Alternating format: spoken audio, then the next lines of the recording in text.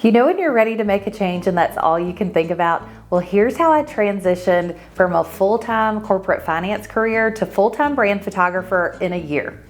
Hi, I'm Kassady. Welcome back to my YouTube channel. I'm a commercial brand photographer serving small businesses across Alabama. And this channel is where I share education for photographers wanting to earn more income and stop working nights and weekends, even if you live in a small town. When I decided to become a photographer, I lived on YouTube soaking up all the information I could find. I'll be posting weekly videos to help you grow and scale your photography business quickly because you don't need to waste time trying to figure it out all on your own. In 2011, I got my first camera. That's whenever I had my first daughter. She just turned 12. And I was obsessed with taking pictures of her. Mind you, I was a terrible photographer at the time.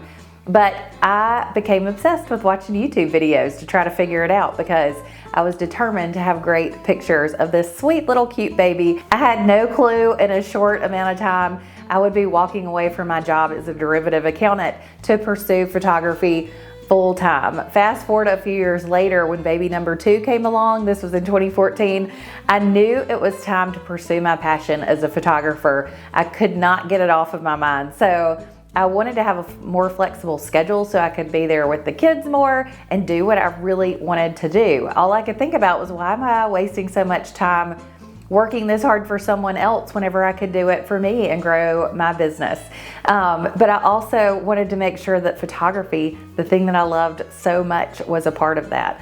So here's how I transitioned from a corporate working mom to full-time photographer in 12 months and how you can do this too. So step 1 is to start shooting everything that you can. This is going to help you build your skill set. You can't have a wait list of raving fans if you don't have the skill set to back it up. So I dove into learning everything I could about photography, from small groups to YouTube channels to practicing all types of scenarios. One of the best ways that I learned is that I volunteered for all of my friends' kids' birthday parties, and it was quick. You had to learn how to change your camera settings on the fly. There were all types of scenarios. It was really fast, so I learned how to take really good quality pictures very fast. And of course, I was practicing on those cute little babies.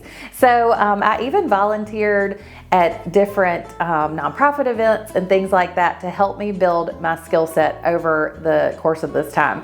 So some of my favorite educators that I learned from, and I still go back and watch their videos now, are Peter Hurley's Pi Girsa with SLR Lounge and Jessica Kobe-Essie.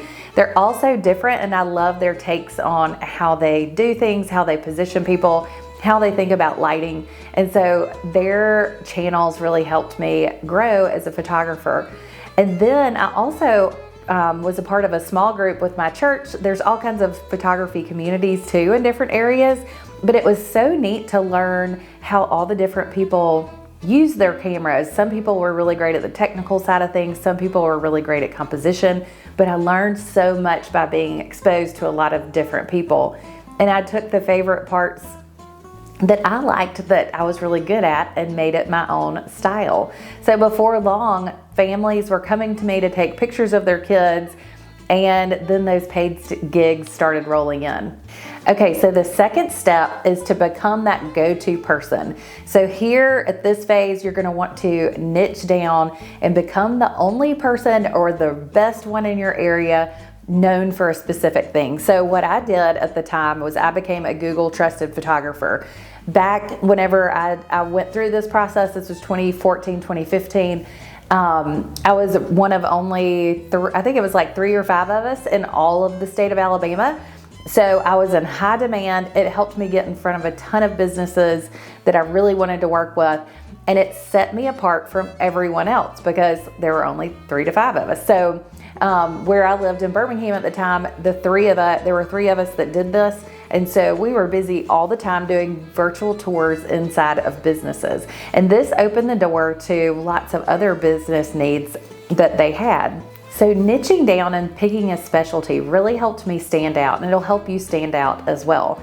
There's all different types of niches that you can go in on, but if you're thinking about wanting to work with businesses, think about a niche that will really help the businesses in your area, and that's going to be different for everyone. The other thing that I did is I started teaching classes, free classes for business owners to come to. So business owners, business marketers, sometimes even agencies would come. I got certified as a Google photographer, and I would teach classes on ways that they could stand out online, which was a natural lead-in to the photography services that I offered.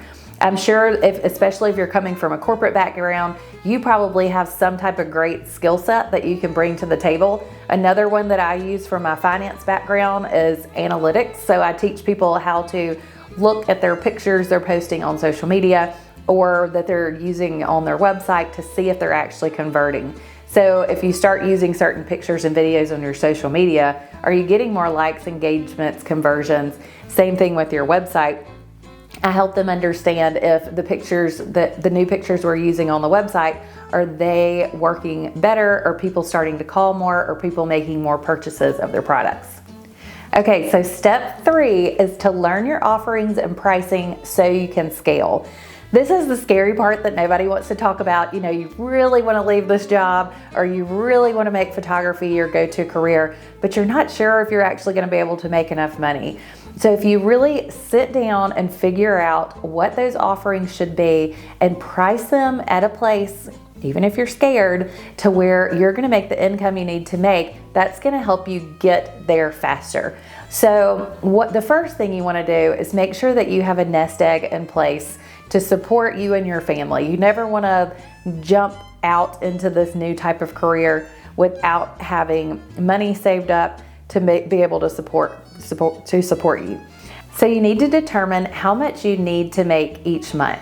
So say you want to bring home $5,000 a month. From there, you're going to want to calculate how many hours a week you want to work and how many jobs you can physically do during the week. And then go from there to figure out your pricing on your jobs. And then once you get your base level of what you want to make, then you can start raising your prices for each booking until you find your sweet spot that's based on your skill level and what your market can afford. Okay, so step number 4 is to network where your ideal customer hangs out. So this could be on Instagram, it could be on YouTube, but it also, and more than likely, is going to be at Chamber of Commerce events and different networking events in your area. So what you want to do is start getting face-to-face as much as possible with the people that are actually going to be buying and needing your services. So of course, start with sharing your work on social media. Do in-person networking, talk to your personal network, even if it's past coworkers that you used to work with, and ask them, who do I need to know? Who should I reach out to? Who do you know that may need my services?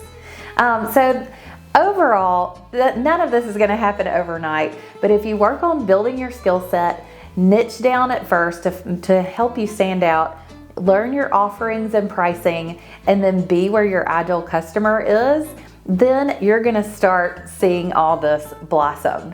So here's a little breakdown of my timeline.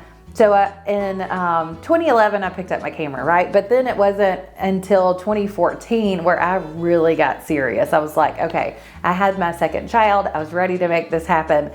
So I went part-time at my corporate job in 2015, and I got certified as a Google photographer. And then my last day at my corporate job was in June of 2016. So that is whenever I really stepped out and I took the leap, and it was so worth it. I'm not going to pretend that it's not hard to get a photography business going, but what I can promise you is that there are tons of small businesses that need your help. And if you're thinking about doing this, I highly recommend it. It's so rewarding and so much fun. So if you found this video helpful, please like it and share it. If you know someone wanting to get into this type of work, please share this channel with them. We're going to be adding new videos weekly that's going to help you grow, and I'm so excited to see your photography business grow.